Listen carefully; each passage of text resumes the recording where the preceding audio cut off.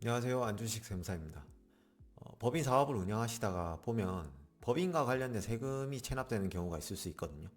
이때 그 법인의 주주인 개인에게까지도 그 법인 체납액이 고지가 갈 수가 있는데요. 이런 규정을 과점주주의 이차납세 의무라고 합니다.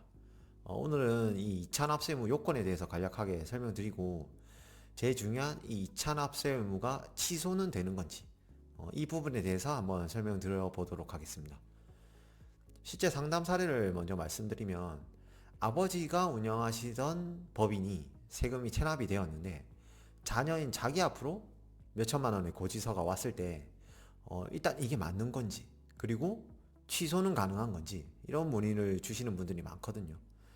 먼저 이차납세 의무 지정의 근거가 되는 요건을 설명드리면 첫 번째 요건은 주주 및 그 특수관계인의 지분 합계가 50%가 초과되어야 되고요.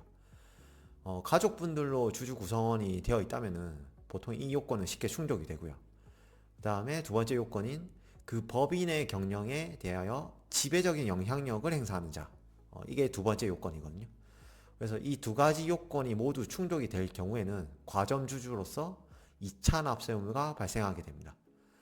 쉽게 설명드리면 이 2차 납세 의무라는 의미는 두 가지 요건이 충족되었을 때 법인이 내야 될 세금이 주주인 개인에게까지도 고지가 되는 거죠. 그리고 그 세금을 납부하지 못하면 이제는 개인적인 체납 상태가 되어버립니다. 이게 꽤 무서운 규정이거든요.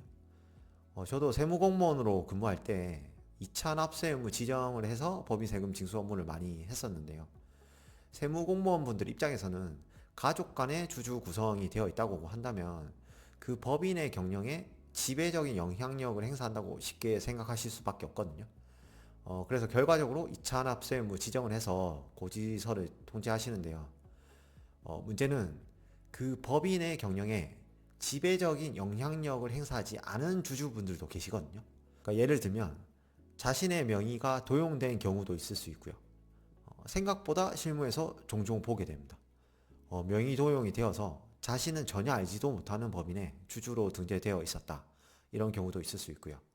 그리고 앞서 말씀드린 상담 사례처럼 자녀 입장에서 아버지나 어머니가 운영하시는 법인에 주주로 올려져 있는데 자신은 이런 사실을 전혀 인지하지 못했고 독립적으로 다른 경제 활동을 하고 있는 경우도 많거든요.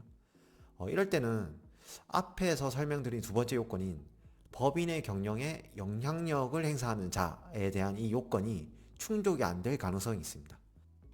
그래서 실제로 이런 유사한 경우에 해당하시고 경영에 영향력을 행사하지 않은 것을 어느 정도 입증할 수 있다면 조세불복이라는 공식적인 절차를 통해서 이 잔업세금 취소도 가능하시거든요.